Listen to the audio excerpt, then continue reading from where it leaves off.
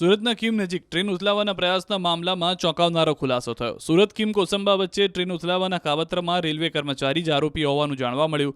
Promotion મેળવવા માટે તેણે આ યોજના બનાવી હતી. રેલવે કર્મચારી સુભાષે આખું ષડયંત્ર રચ્યું. રેલકર્મીએ જ પેડલોક કાઢ્યાનો ઘટસ્ફોટ થયો. NIA ATSને શરૂઆતથી જ સુભાષ પર શંકા હતી. આ કેસમાં 3 લોકોની ધરપકડ કરવામાં આવી. પોલીસ ટીમે રેલવે ટ્રેકમેન પર શંકા ગઈ. સુભાષ પોદ્દાર, મનીષ મિસ્ત્રી અને જયસ્વાલની આખરી પૂછપરછ કરતા તેઓએ ગુનો પોપટની જેમ કબૂલ્યો. આરોપી સુભાષને પ્રમોશન જોઈતું હતું તેવો ખુલાસો સુભાષના સહકર્મચારીઓ દ્વારા કરાયો. રેલવેમાંથી ઇનામ મેળવવા, પ્રમોશન મેળવવા અને રજા માટે સોશિયલ મીડિયામાં ઇન્ફ્લુઅન્સ માટે ષડયંત્ર રચ્યું. સુભાષે બંને સાથીદારોને નાઇટ રાઉન્ડ લંબાઈ જાય અને એવોર્ડ મળે તેવી વાત કરીને જાતે જ જોગલ ફિશ પ્લેટ અને ARC પેડલોક ખોલી અપટ્રેક પર મૂકી દીધા હતા. સુભાષે પોતાના મોબાઈલમાં વિડીયો ઉતારી અને ફોટો પાડી તમામને ગુમરાહ કરવાના ગુનાની કબૂલાત કરી. આમ 48 કલાકની અંદર સતત ફિલ્ડ અને ટેકનિકલના આધારે ગુનો ડિટેક્ટ કરાયો હતો. ત્રણેય આરોપી રેલવે કર્મચારીઓ જ છે. અટકાયત 3 પૈકી એક કોન્ટ્રાક્ટર કર્મચારી છે. સુભાષ પોદાર પોતે જ ઘટનાનો ફરિયાદી હતો. વરોલી વાંકથી કીમ જતા ટ્રેકના ફિશ પ્લેટ ખોલીને પાટા પર મૂકી દેવામાં આવી હતી. સાથે બોલ્ટ પણ ત્યાં જ મૂકી દેવામાં આવ્યા હતા.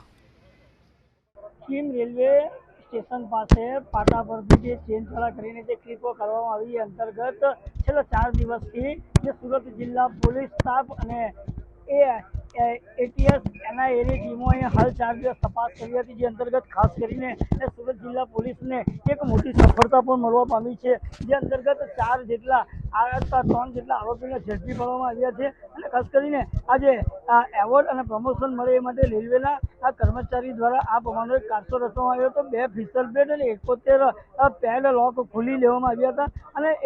અને આ બાદમાં જાણે રેલવે વિભાગને પણ આ લોકોએ જાણ કરી હતી. અને જિલ્લા પોલીસે હાલ સુભાષ પોદાર, મનીષ મિસ્ત્રી અને શુભમ જયસ્વાલની ધરપકડ કરી છે. તેમાં ખાસ કરીને સુભાષ પોદાર એ માસ્ટર માઇન્ડ છે અને મનીષ મિસ્ત્રી અને જે સરકારી રેલવે ખાતાનો કર્મચારી છે. જ્યારે શુભમ જયસ્વાલ જે છે એની ધરપકડ કરવામાં આવી છે.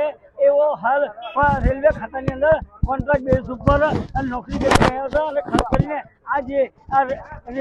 રેલવેની અંદર નોકરી કરતા હોય અને પ્રમોશન મળી રહે અને એ અંતર્ગત ખાસ કરીને જે આ પ્રમાણનો કાસો કરીને હીરો બનવાનો પણ એક પ્રયાસ જે આરોપીઓ કરી રહ્યા હતા. અને ખાસ કરીને જે પોલીસોને પણ સાથે રહીને આ લોકોએ જે 4 દિવસ સુધી તપાસ કરી હતી. પરંતુ આ જે પોલીસોને જે શંકા જતા જ આ જે વ્યક્તિઓ છે એની સઘન પૂછપરછ કરતા સમગ્ર મામલો સામે આવવા પામ્યો હતો. અને જે અંતર્ગત હાલ રેન્જ જે જિલ્લા પોલીસ વડા કચેરી ખાતે હાલ આ આરોપીઓને ત્રણે લઈ જવામાં આવી રહ્યા છે.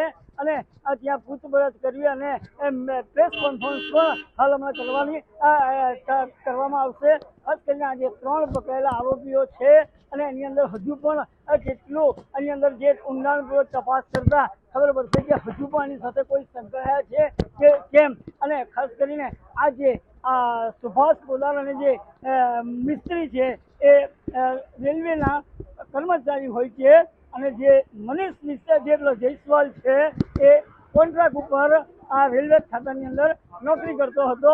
અને ખાસ કરીને આ 3 મળીને આ 21 મિનિટની અંદર 71 જેટલી ક્લિપ કાઢી અને 2 ફિસર પ્લેટ પણ કાઢી નાખવામાં આવી હતી. અને રેલવે ઉથલાવવાનો પ્રયાસ કરવામાં આવ્યો હતો. મોટા પાયે જાનહાનિ થાય અને ટ્રેનને જે ઉથલાવી નાખવાનું જે કોશિશ હતી એ અનુસંધાને BNSની કલમ 3(5), 61, 2A, 62, 125 તથા રેલવે અધિનિયમ 1989ની કલમ 150A અને 150(2B) તથા ડેમેજ ટુ પબ્લિક પ્રોપર્ટી એક્ટની કલમ 3 હેઠળ તાત્કાલિક ધોરણે ગુનો દાખલ કરવામાં આવેલો. જે સમય અને સ્થિતિ ગુનાવાળી જગ્યાની ચેક કરતા જે આમાં ટ્રેક ઉપર કામ કરનાર કર્મચારીઓ છે એમાંથી સૌથી જૂના કર્મચારી સુભાષકુમાર પોદાર, 39 વર્ષની ઉંમર છે, ઓલપાડમાં કીમમાં રહે છે અને મૂળ ભાગલપુર બિહારના છે. એમની સાથે મનીષ કુમાર સૂર્યદેવ મિસ્ત્રી જે પણ કીમમાં રહે છે અને પટના બિહારથી છે. તથા શુભમ જયસ્વાલ 26 વર્ષીય યુવક ઓલપાડ કીમમાં રહે છે અને મૂળ ચંદોલી ઉત્તર પ્રદેશના રહેવાસી છે. એમના આ ત્રણેય ટ્રેક પર કામ કરનાર કર્મચારીઓનું આ વિસ્તાર એમની એરિયા ઓફ ઓપરેશન ડ્યુટીમાં આવે છે ટ્રેકને મેન્ટેનન્સ અંગેનું. સમય જોતા અને અનેકવિધ રીતે આ ત્રણ જણ પાસેથી પ્રાથમિક માહિતી મેળવી અને પૂછપરછ એમની કરવામાં આવેલ. જે સમયે જ્યાં જે વસ્તુ બનેલી અને જોયેલી એને અનુસંધાને પોલીસે એમની પાસેથી જ્યારે એમનું મોબાઈલ ચેક કરતા ખરેખર જે 28 સેકન્ડનો વિડીયો જે 5 વાગ્યા અને 20 મિનિટ પછીના બનાવનું જે બતાવવામાં આવેલ હતું એ વિડીયો રિસાયકલ બિનમાંથી પોલીસે રિકવર કરતા એ વિડીયો 4 વાગે 57 મિનિટ અને 56 સેકન્ડે એ વિડીયો બનેલ હોવાનું ટાઈમ અને ડેટના સ્ટેમ્પ સાથે પ્રસ્થાપિત થયેલ, જેથી પોલીસને આ વિષયમાં થોડું વધારે શંકા થવા લાગી કે આ વિડીયો ઉતારી અને ડિલીટ કરી દેવામાં આવેલું હતું. એ સાથે એની સાથે જે બીજા કર્મચારી છે મનીષ કુમાર સૂર્યદેવ મિસ્ત્રી, એનો મોબાઈલ અને એમાં પણ રિસાયકલ બિન પોલીસે ચેક કરતા ડિલીટ કરેલા 3 ફોટા મળેલા, જેમાં એક ફોટો સવારના 2 વાગે 56 મિનિટનો છે, બીજો ફોટો 2 વાગ્યા અને 57 મિનિટનો છે અને ત્રીજો ફોટો સવારના 3 વાગ્યા અને 14 મિનિટનો છે, જેમાં આ જે ARC પેડલોક છે એ 3, 4, 5ની સંખ્યામાં એ પેડલોક ટ્રેક ઉપર પડેલા દેખાય છે. હવે આ બાબતની પોલીસે વધારે ઊંડાણપૂર્વક તમામ ટીમો આ કામમાં લાગી ગયેલી અને આની પૂછપરછ કરતા સુભાષ ના કહેવાથી સુભાષની સાથે મળી અને મનીષ અને શુભમે આ પેડલોક પણ કાઢેલા અને ફિશ પ્લેટ પણ કાઢી અને ટ્રેક પર મૂકી હતી. ખરેખર જે પ્રમાણે એમની મૂવમેન્ટની તમામ ટેકનિકલ માહિતી રેલવે વિભાગ પાસેથી માંગી અને આવી ગઈ છે, એનું એનાલિસિસ ચાલે છે.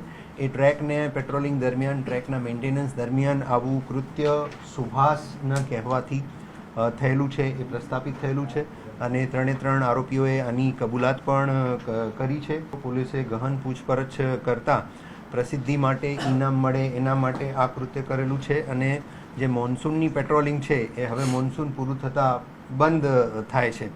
જો પેટ્રોલિંગ બંધ થાય તો જે નાઇટનો જે બીજા દિવસનો ઓફ મળે છે એ ઓફ પણ બંધ થાય. એ આ 2 કારણ પ્રાથમિક દ્રષ્ટિએ પોલીસને આરોપીઓની કબૂલાતમાં જાણવા મળેલા છે.